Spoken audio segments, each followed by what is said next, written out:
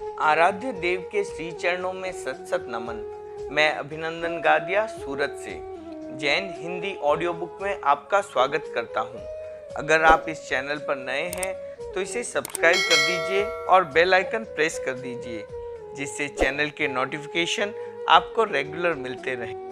मेरा जीवन मेरा दर्शन आत्मकथा भाग 3, आचार्य श्री तुलसी, संपादिका साध्वी प्रमुखा कनक प्रभा जी, प्रकाशक आदर्श साहित्य संघ, न्यू दिल्ली। अहिंसा दिवस का प्रभाव। भगवान महावीर अपने युग के क्रांतिकारी धर्म प्रवर्तक थे। उन्होंने युग की त्रासदी को साक्षात देखा, उसे मिटाने के लिए अनेकांत, अपरिग्रह और अहिंसा का दर्शन दिया। उनके दर्शन को लोक जीवन का दर्शन बनाया जा सकता तो आज संसार के हालात कुछ दूसरे ही होते। महावीर इस धरती पर आए, उन्होंने साधना की और सिद्धि प्राप्त कर ली। उनके द्वारा निरूपित दर्शन ग्रंथों में सुरक्षित हैं। काश उसे जीने का संकल्प किया जाता। सब लोग नहीं तो कम से कम उनके प्रति आस्था रखने वाले, जैन कहलाने वाले और धार्मिक परंपरा को आगे बढ़ाने वाले लोग ही उनके दर्शन को जीने का लक्ष्य बनाते तो जीवन की दिशा बदल जाती। निर्वाण दिन पर संकल्प। हम भगवान महावीर का जन्मदिन मनाते हैं, निर्वाण दिन मनाते हैं। जैन समाज के लिए उस प्रत्येक दिन का महत्व है जो महावीर के जीवन से जुड़ा हुआ है। उसे मनाने का तरीका बदले, यह अपेक्षित है। 6 नवंबर को कार्तिक कृष्णा अमावस्या का दिन था। भगवान महावीर का निर्वाण दिन था, दीपावली का दिन था। उस दिन मैंने 1 वर्ष के लिए 5 प्रतिज्ञाएं स्वीकार की। पहला, एलोपैथिक दवा का प्रयोग नहीं करना। दूसरा, सप्ताह में 1 एकासन करना।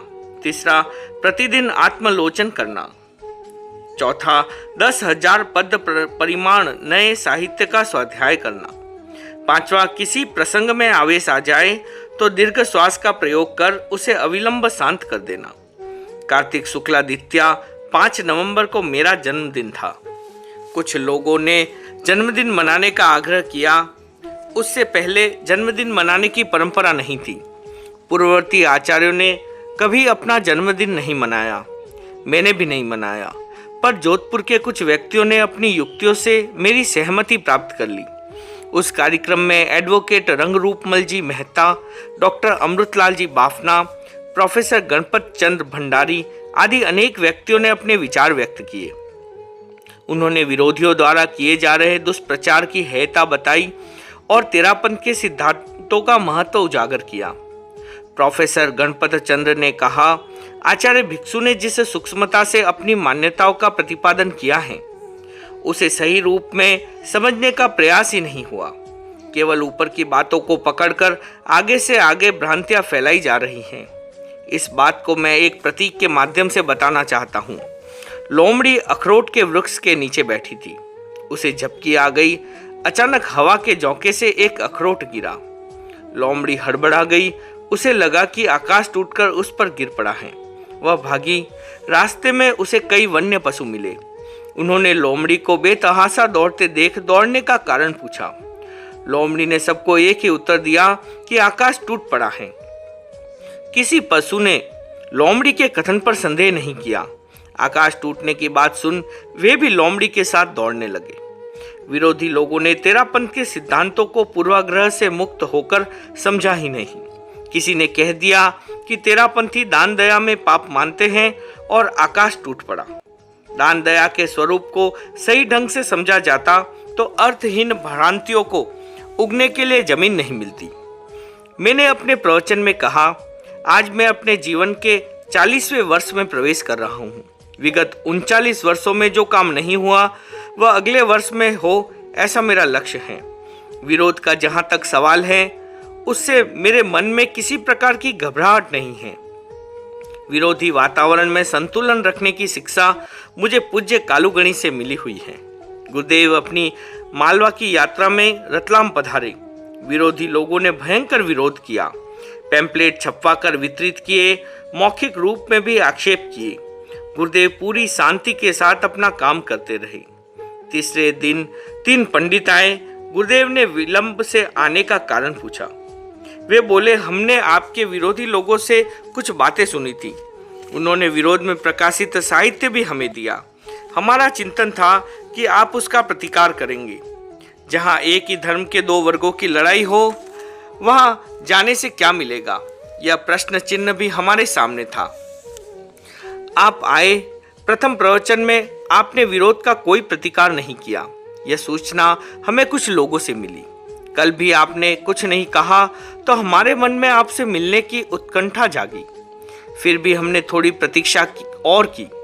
आज के प्रवचन में भी ऐसी कोई बात नहीं हुई तो हम स्वयं को रोक नहीं पाए। हम जानना चाहते हैं कि इतने विरोध में भी आप शांत कैसे हैं। पंडितों की जिज्ञासा देख गुरुदेव ने कहा, एक व्यक्ति को वमन होती है, उसे देखकर दूसरे भी वमन कर देते हैं। वमन देखकर वमन वे ही करते हैं जिनका पाचन तंत्र ठीक नहीं होता, जिनकी हाजमा शक्ति दुर्बल होती है। देखा देखी कलम उठाना हमारी नीति नहीं है। स्तरहीन विरोध का उत्तर देना हमारा काम नहीं है। यह संस्कार मुझे विरासत में मिला है। मेरा यह दृढ़ संकल्प है कि हमें जो काम करना है करते रहेंगे। किसी भी प्रकार का विरोध हमें अपने लक्ष्य से विचलित नहीं कर सकता। अपनी बात को आगे बढ़ाते हुए मैंने कहा, जोधपुर में इस समय कितने जैनाचार्य और साधु साध्वियों के चातुर्मास हैं। हम लोग आपस में मिलते, बातचीत करते तो पारस्परिक सौहार्द और सद्भावना की वृद्धि होती और अन्य समाज के लोगों पर भी उसका अच्छा प्रभाव होता। पर पता नहीं क्या हो गया, न तो हम आपस में मिलते हैं, न अपने मन के संशय खोलते हैं और न दूरी को पाटने का प्रयत्न करते हैं। भगवान महावीर ने अनेकांत का जो सिद्धांत दिया है, उससे हम सबको समाधान देते हैं। क्या उसके आधार पर हमारी आपसी खींचातानी समाप्त नहीं हो सकती?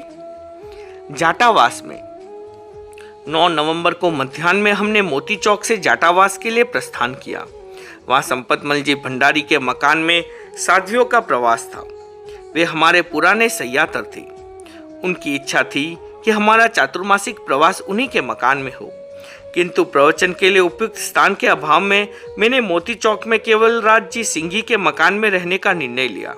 इस पर भंडारी जी मेरे पास आकर बोले, गुरुदेव, वह स्थान ठीक हो सकता है, वह मोहल्ला ठीक नहीं है, वह आलोचकों का गढ़ है।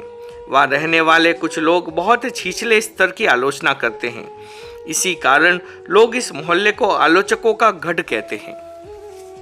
भंडारी जी का चिंतन संघ हित की दृष्टि से रहा होगा, पर उसके साथ उनका अपने मकान का आग्रह भी था। इसलिए उन्होंने परिस्थिति पर विचार करने की अपेक्षा नहीं समझी। मैंने उनकी सब बातें सुनी, उनकी भावना को बहुमान दिया। फिर भी उनके मकान में नहीं रहने के कारण वे असंतुष्ट थे। उनके मन का असंतोष दूर करने के लिए चातुर्मास के आखिरी 2 सप्ताह का समय मैंने उनको दिया। इससे उनको बहुत प्रसन्नता हुई। संपतमल जी भंडारी जोधपुर समाज के प्रबुद्ध व्यक्तियों में से एक थे। पूरे शहर में उनकी प्रामाणिकता की गहरी छाप थी। वे तेरापंथ तत्वज्ञान के अच्छे ज्ञाता थे। उनका परिवार धर्मसंघ के प्रति श्रद्धा से समर्पित रहा है। भंडारी बादरमल जी इन्हीं के पुरखों में थे। अनेक विशेषताओं के बावजूद भंडारी जी के जीवन में एक कमी थी, जिसका वे स्वयं अनुभव करते थे। वह थी उनकी उत्तेजना की वृत्ति। कभी कभी उनकी उत्तेजना का प्रभाव तात्कालिक रहता तो कभी वह दीर्घकालिक बन जाता। वैसे हर व्यक्ति में कोई न कोई कमी मिल ही जाती है। उनके मकान में हमारा चातुर्मास न होने से उनको थोड़ा आवेश आ गया था। जब हम उनके मकान में गए, उन्हें सयातर का लाभ मिला, तब वहाँ आयोजित स्वागत कार्यक्रम में अपना मन खोलते हुए उन्होंने कहा, गुरुदेव, मेरी प्रकृति आपसे छुपी हुई नहीं है। मेरे मन की बात पूरी नहीं होती है तब मुझे आवेश आ जाता है। उसका नुकसान मुझे ही उठाना पड़ता है। आज आपके आगमन की खुशी में मैं अपने आवेश को नियंत्रित करने की प्रतिज्ञा करता हूँ। यदि किसी कारणवश आवेश आएगा तो मैं उस दिन सब प्रकार की मिठाई छोड़ दूंगा। भंडारी जी स्वयं समझदार और विवेक संपन्न व्यक्ति थे। हमारे प्रवास से उनको बड़ा आत्मसंतोष मिला। उन्होंने उस समय का पूरा लाभ उठाया। उस दिन भारत के पुनर्वास मंत्री अजित प्रसाद जैन व राजस्थान के पुनर्वास मंत्री श्री अमृतलाल यादव ने दर्शन किए।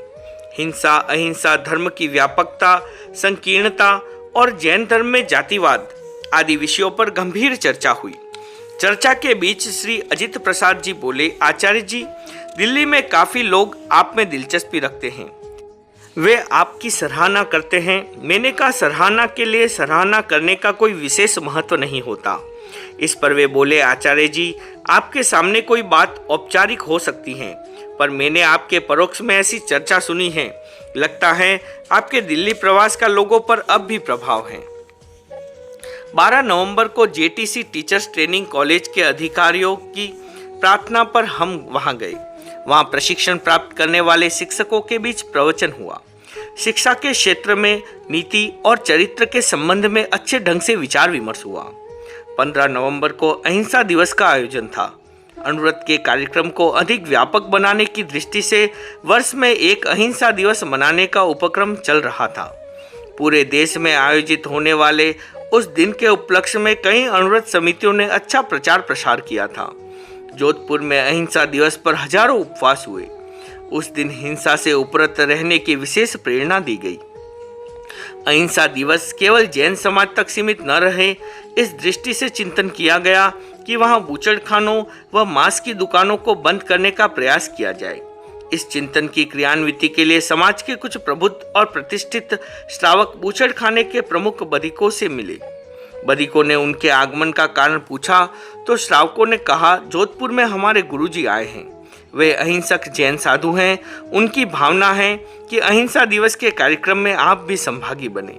हम आपसे यह अपील करने आए हैं कि 15 नवंबर को आप मांस की दुकानें बंद रखें और किसी पशु का वध न करें। श्रावकों की बात सुनकर बूचड़खानों के अधिकारी बोले, इसके लिए आपने श्रम क्यों किया? आपके संवत्सरी पर्व पर जैसे बूचड़खाने बंद रहते हैं, वैसे ही अहिंसा दिवस पर भी बंद रहेंगे। आप किसी के साथ निर्धारित रुपयों की राशि भेज देते, हम अपना काम बंद कर देते। ऐसा कई वर्षों से होता आया है। उनके विचार जानकर श्रावकों ने कहा, भाइयों, हम आपके साथ सौदा करने नहीं आए हैं। हमारे गुरुजी कहते हैं कि रुपया देकर पशु हत्या रोकी गई तो दूसरे दिन अधिक पशु काटे जा सकते हैं। पैसे का प्रलोभन देकर हिंसा छुड़ाना धर्म नहीं है। हिंसा के दुष्परिणाम समझकर आप कम से कम एक दिन के लिए हिंसा छोड़ दें। एक बार में वे लोग हिंसा छोड़ने पर सहमत नहीं हुए। फिर उन्हें हमारे बारे में विस्तार से बताया गया, हमारे कार्यक्रमों की अवगति दी गई। इससे उनके मन में जिज्ञासा पैदा हुई। उन्हें बताया गया कि गुरुजी पदयात्री हैं और उनका कोई बैंक बैलेंस नहीं है। यह जानकारी पाकर वे बोले, हमें तो आज तक किसी ने यह सब बताया ही नहीं। हमें तो पैसे लेकर बूचड़खाना बंद करते थे। आज आप आए हैं तो हम जरूर सोचेंगे। Jodhpur ship and got merchant association के सेक्रेटरी मोहम्मद इस्माइल ने श्रावकों की अपील मंजूर करते हुए लिखित रूप में अपनी भावना प्रकट की। हमने अपनी मीटिंग में तारीख 15/11/1953 1953 रविवार को अहिंसा दिवस पर मांस की दुकानें बंद रखने व हलाल न करने का तय किया है। यह महज इसलिए कि लोग अहिंसा को अपनाएं और आपसी मजहबी ताल्लुकात में तरक्की हो। जोधपुर के अन्य लोगों ने भी हिंसा मूलक प्रवृत्तियां बंद करने में सहयोग दिया। 15 नवंबर को प्रातः, मध्याह्न और रात्रि में तीनों समय अहिंसा के संदर्भ में विशेष कार्यक्रम चले। राजस्थान उच्च न्यायालय के न्यायाधीश श्री दवे ने अहिंसा के बारे में अच्छे विचार रखे। रात्रिकालीन कार्यक्रम में शहर के अनेक कसाई बंधु उपस्थित हुए। उन्होंने उत्सुकता के साथ अहिंसा का विवेचन सुना। नूर मोहम्मद नामक कसाई ने खड़े होकर कहा, आचार्य श्री, आपके उपदेश का मेरे मन पर बहुत गहरा असर हुआ है। मैं आज के बाद कभी किसी पशु का वध नहीं करूंगा और कभी मांस भी नहीं खाऊंगा। अपने प्रवचन का उपसंहार करते हुए मैंने कहा, कुछ लोग कहते हैं कि एक दिन अहिंसा दिवस मनाने से क्या हो सकता है। ऐसा कहने वाले लोगों की शंका का सटीक समाधान इस भाई ने प्रस्तुत कर दिया। मैं कहता हूं कि ऐसे उपक्रमों से मनुष्य की अंतर्वृत्तियां बदलती हैं, अहिंसा की ओर झुकाव होता है तथा अहिंसा अपनाने की भावना को बल मिलता है। मुझे प्रसन्नता इस बात की है कि आज इतने अधिक भाइयों ने प्रलोभन और भय के बिना अपना काम बंद रखा है। यह सहज जागृति का संकेत है। आचार्य भिक्षु ने कहा, धर्म धन से नहीं होता, लाठी के बल से नहीं होता, प्रलोभन से नहीं होता, हृदय परिवर्तन से होता है। इस मंतव्य का उदाहरण हमारे सामने है। एक भाई ने जीवन भर पशु हत्या से विरत होकर बहुत बड़े साहस का परिचय दिया है। ऐसी प्रेरणा अन्य लोगों के मन में भी जागे, यही मंगल भावना।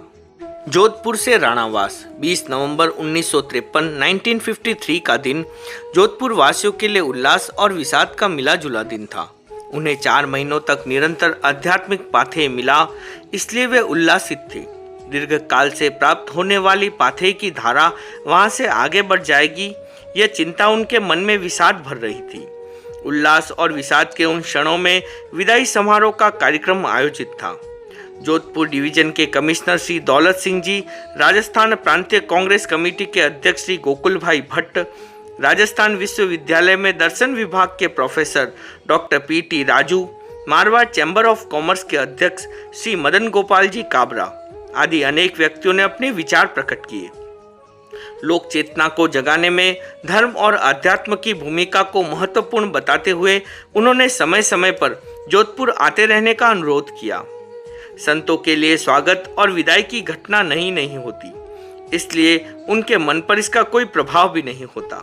उनका एक ही लक्ष्य होता है कि वे जहां जाए और जहां रहे वहां जनता को सही मार्गदर्शन देते रहें। हम जोधपुर में 4 महीने रहे। भगवान महावीर का जो दर्शन हमें विरासत में मिला, हमने उसको जन जन तक पहुंचाने का प्रयत्न किया। किसने कितना पाया, यह समीक्षा करना हमारा काम नहीं था। मैंने उपस्थित जनता से एक ही अपेक्षा की कि उसे हमारे जो विचार जीवन निर्माण में सहयोगी लगे, उन्हें वह संजो कर रखें। जोधपुर के तेरापंथी श्रावकों की अपनी विशेष पहचान है। प्राय लोग बौद्धिक हैं। उनमें अनेक व्यक्ति वकील, न्यायाधीश, इंजीनियर, डॉक्टर, चार्टेड अकाउंटेंट और राजवर्गीय हैं। शहरी जीवन की व्यस्तता के कारण साधु साध्वियों से उनका संपर्क कम अधिक हो सकता है, किंतु विरासत में प्राप्त संस्कारों के प्रति उनकी जागरूकता उल्लेखनीय है। जोधपुर से बाहर वे कहीं भी रहते हैं, समय पर पूरा काम करते हैं। जोधपुर से प्रस्थान का समय निकट आया तो उपनगरों में रहने वाले श्रावकों ने अनुरोध किया कि थोड़ा समय उन्हें भी दिया जाए। हमें वहां से जल्दी ही आगे जाना था, इसलिए सब उपनगरों का स्पर्श संभव नहीं था। फिर भी लगभग 1 सप्ताह का समय हमारे पास था, उसका हमने वहां पूरा उपयोग किया। उपनगरों में 21 नवंबर को हम जालोरी गेट से बाहर सरदारपुरा में दौलत राम जी मेहता के मकान में रहे। वहाँ हिंदू महासभा के अध्यक्ष श्री राम गोपाल जी गुप्ता, जोधपुर नगर पालिका के सदस्य डॉक्टर खेत लखानी, आर्य समाज के मंत्री श्री राम नारायण जी आदि मिले। उनके साथ अनुव्रत के बारे में अच्छी चर्चा चली। 22 नवंबर को हम हणुत भवन में ठहरे। 23 नवंबर को हमारा रात्रिकालीन प्रवास जोधपुर के प्रसिद्ध श्रावक उमेद राम जी भंडारी के सुपुत्र आनंद राम जी के बंगले पर हुआ। आनंद राज जी ने अपनी धर्मपत्नी के साथ हमारी यात्राओं में अच्छी उपासना की। उनकी पत्नी अत्यधिक श्रद्धालु श्राविका थी। उनके बंगले पर हम 4 दिन रहे। मार्ग में हमने धनबतमल जी लोढ़ा की कोठी का स्पर्श किया। उनकी धर्मपत्नी कृष्ण कंवर को बहुत प्रसन्नता हुई। वह जितनी श्रद्धालु हैं, उतनी ही तत्व जिज्ञासु हैं। 25 बोल पानारी चर्चा ही नहीं, संस्कृत में लिखी गई जैन सिद्धांत दीपिका उन्हें अर्थ सहित याद है। उनके पुत्र प्रोफेसर भोपाल चंद लोढ़ा जैन विश्व भारती इंस्टीट्यूट से प्रारंभ से ही जुड़े हुए हैं। 27 नवंबर को हमारा प्रवास मिनर्वा भवन में हुआ। उस दिन प्रातःकालीन प्रवचन छत्र पैलेस उमेद भवन में था। महाराजा उमेद सिंह जी की रानी की प्रार्थना पर हमने वहां कार्यक्रम करना स्वीकृत किया था।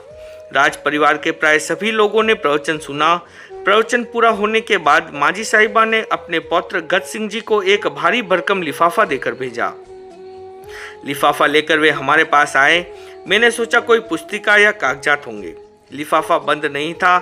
मैंने उसे खोला तो नोट देखकर कहा, माँ जी, नोटों का हम क्या करेंगे? माँ जी बोली, महाराज आप कृपा कर यहाँ पधारे तो हमारी ये छोटी सी भेंट स्वीकार करें। माँ जी की भक्ति भावना की भेंट स्वीकार करते हुए मैंने उनको जैन मुनि की जीवन शैली के बारे में जानकारी दी। जैन मुनि रुपए पैसे की भेंट न स्वीकार करते हैं और न अपने पास रखते हैं। ये जानकर उन्हें बहुत आश्चर्य हुआ। बात करने से ऐसा अनुभव हुआ कि महिला होशियार हैं और परिवार में उनका वर्चस्व भी है।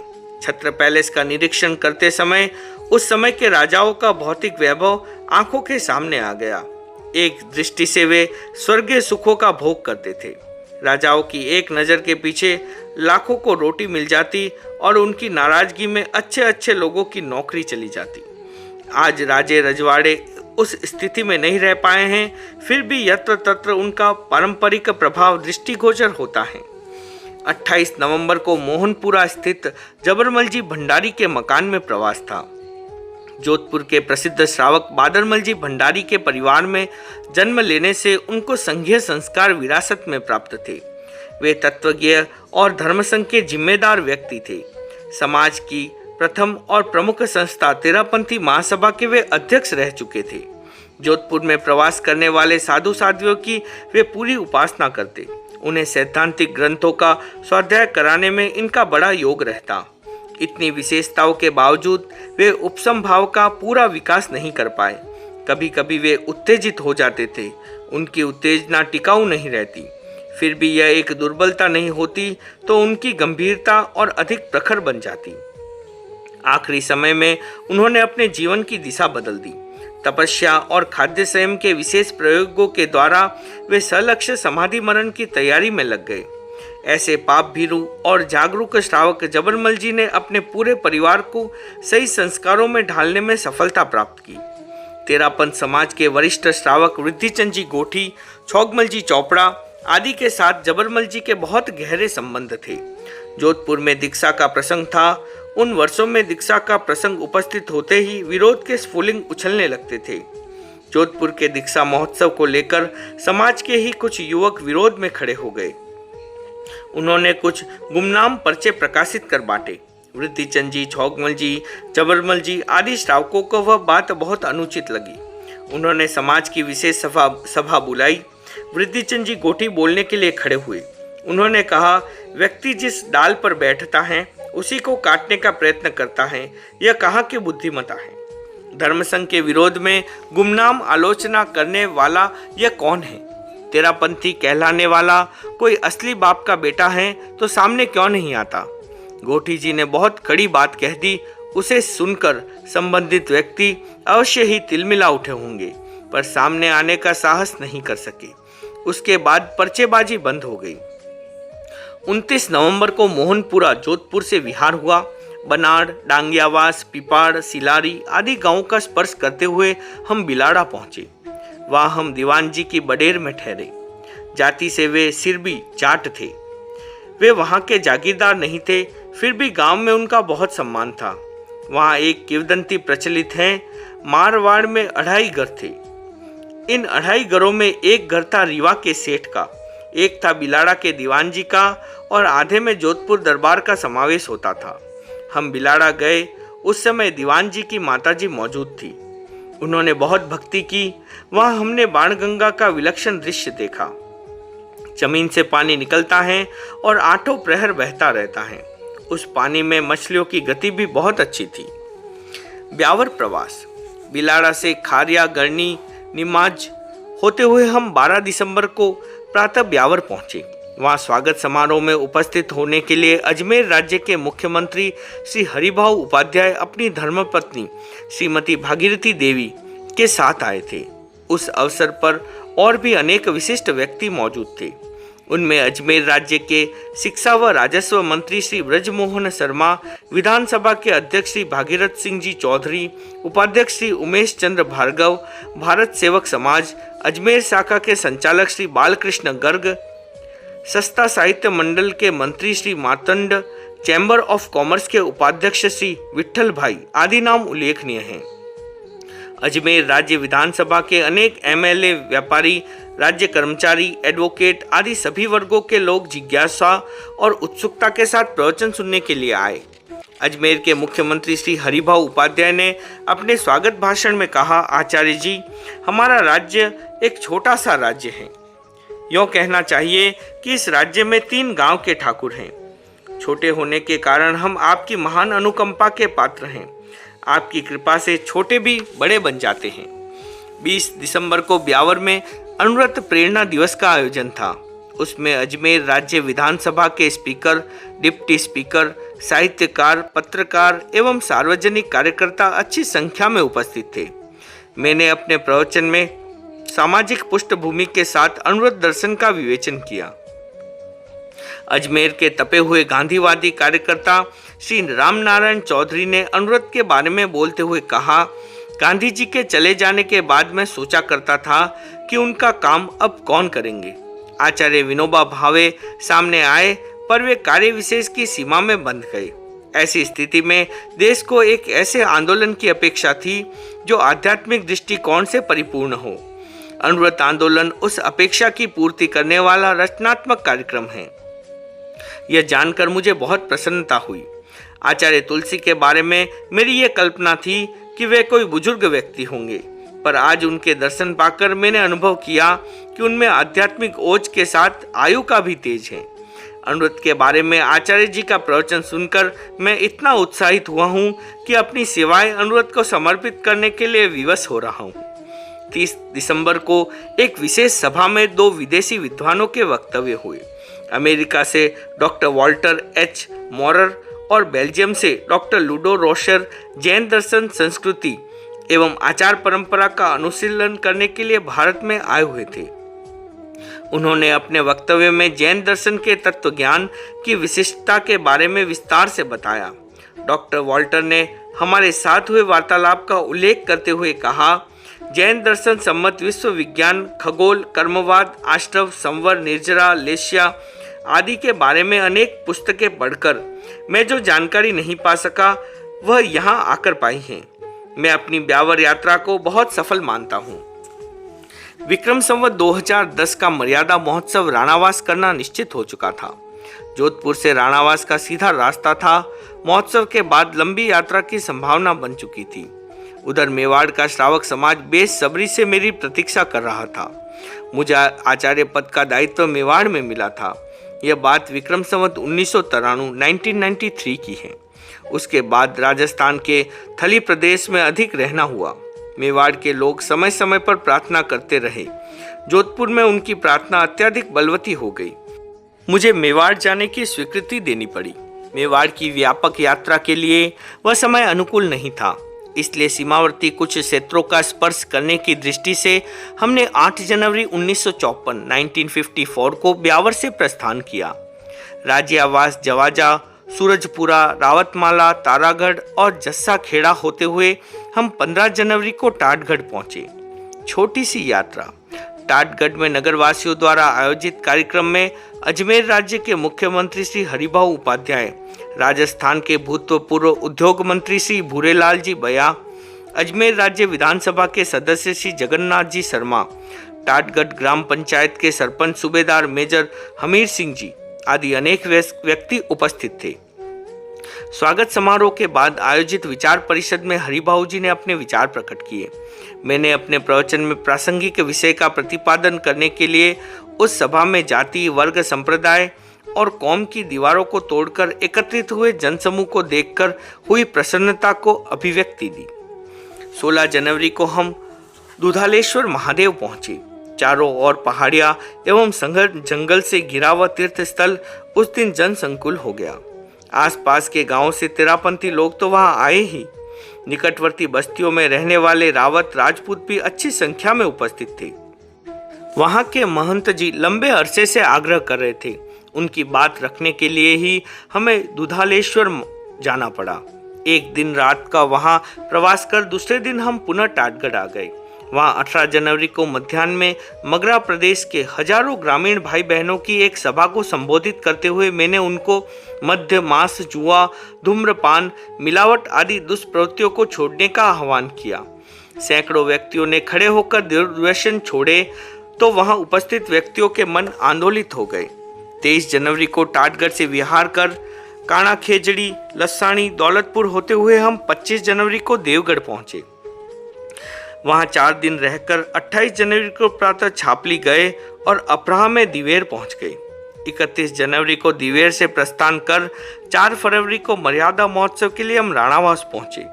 उस दिन हमारे साथ 121 साधु और 330 साध्वियाँ थी। स्वागत जुलूस में भारत के विभिन्न प्रांतों से समागत 15,000 लोग सम्मिलित थे। राणावास स्टेशन, जहाँ छोटी सी बस्ती है, वहाँ एक साथ 451 साधु साध्वियों और हजारों लोगों का आगमन आश्चर्य का विषय बन गया। पर मर्यादा महोत्सव व्यवस्था समिति द्वारा व्यवस्थित रूप से बसाए गए अस्थायी भिक्षु नगर में सब यात्री समा गए। राणावास जैसे छोटे से स्थान में तेरापंथ धर्म संघ का सबसे बड़ा महोत्सव हो सकता है, यह किसी को कल्पना ही नहीं थी। किंतु सबसे बड़ी शक्ति है संकल्प शक्ति। कुछ कार्यकर्ताओं ने संकल्प किया और मैंने एक साहसिक घोषणा कर दी। जब तक हम वहां नहीं पहुंचे, अनेक लोगों के मन में कुछ आशंकाएं थी। हमारे राणावास पहुंचते ही सारी आशंकाएं निर्मूल हो गई। अत्यधिक प्रसन्न वातावरण में सुमति शिक्षा सदन के विशाल प्रांगण में निर्मित प्रवचन पंडाल में राणावास का प्रथम कार्यक्रम शांति के साथ संपन्न हुआ। ओम अरहम।